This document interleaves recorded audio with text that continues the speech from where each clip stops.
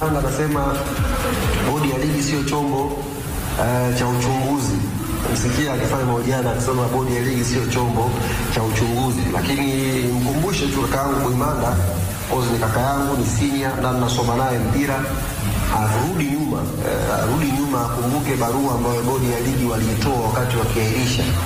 Sio maneno yangu, na uende ile barua aliandika mwenyewe kama mkuu wa idara habari ya bodi ya ligi. Ile barua iko very clear na ilieleza kwamba muda ambao wangetaka kufanya uchunguzi sio chombo kingine. Muda ambao uchunguzi ungetaka kufanyika unaonekana hautoshi. Wao wanataka kujipa muda ufanyike uchunguzi wa kutosha ili majibu yaje, alafu tarehe tangazwe. Manake kama kuna viashiria vya rushwa, usalama, naye ndio ufanye uchunguzi.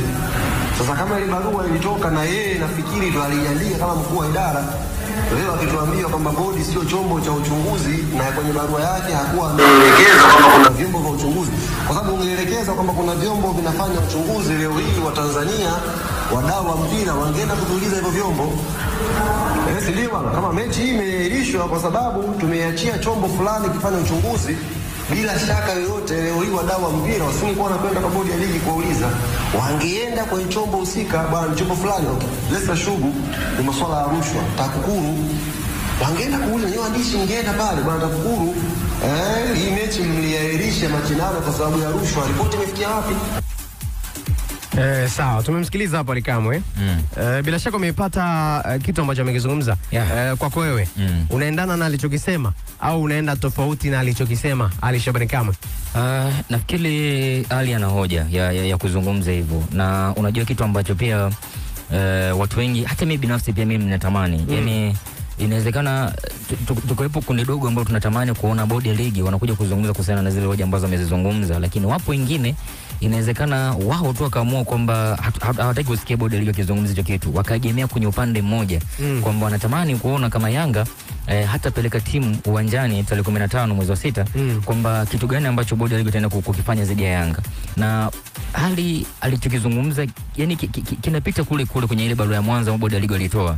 Sioni kama hali pengine kuna sehemu ambayo ametoka kulingana na yale maagizo ambayo ama taarifa ambayo bodi ya ligi walitoa. Amezungumza kulingana na kile ambacho wao wenyewe bodi ya ligi walikizungumza. Ndio maana hata anapokuja kuzungumza kwamba bodi ya ligi wanaposema kwamba wao pengine wanaamini kwamba mchezo utakuwepo, sawa. Umezungumza kama chombo ambacho kinahusika na usimamizi wa mpira nchini Tanzania. Lakini licha ya kwamba ni msimamizi, kuna vilabu ambavyo pia wewe unaviongoza. Hivi vilabu ambavyo unaviongoza vinaamini pia kwamba unaweza kuwa ni sehemu kubwa ya wao pengine kushirikiana nao. Umeshazungumza kwa mwanzo kwamba unahitaji kushirikiana nao. Wao watakuja tu kubani kwamba wanajua kwamba sawa umezungumza, lakini watakuja na hoja ya msingi kwamba tumeshazungumza kwamba wao hawachezi, kwamba wanachokilenga wao ni kuhitaji labda pengine kupata ufafanuzi kuhusiana na swala zima ambalo lilitokea kwenye mchezo wa kwanza ambao uliahirishwa. Lakini mpaka leo unapoenda kutangaza tarehe nyingine ya mchezo unaofuata, hujazungumza chochote kile kwenye mchezo ambao uliahirishwa. Labda pengine Watanzania walitamani kujua kuhusiana na hiyo taarifa kwamba ni kitu gani ambacho kimepelekea mchezo kutokuchezwa, lakini umekaa kimya. Unakuja kutangaza tarehe nyingine, hapo unatangaza tarehe, bado kuna utata na shinikizo ambalo watu wameshazungumza kwamba Yanga wanazungumza kwamba hawataenda kucheza mchezo husika. Why usitoe labda taarifa kuhusiana na mchezo uliopita ndio ukatangaza tarehe ya huo mchezo